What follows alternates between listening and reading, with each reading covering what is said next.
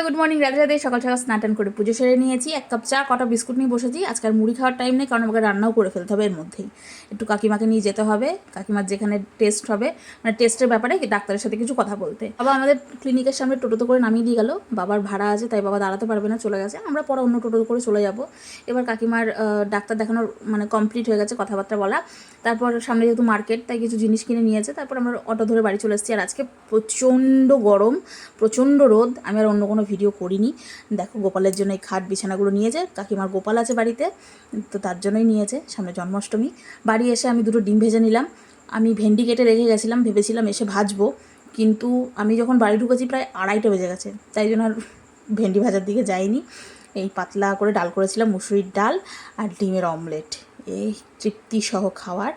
এই দিয়ে আজকে দুপুরের লাঞ্চ সেরেছি। সোনাইকে খেতে দিয়েছি, বেচারাকে ডাল দিয়েছি, ডাল আর ভাত খেতেই লেগেছে, মানে এত খিদে পেয়েছে, ও ডিমও নেয়নি। তো এই দিয়ে আজকে লাঞ্চ সেরেছি। টাটা।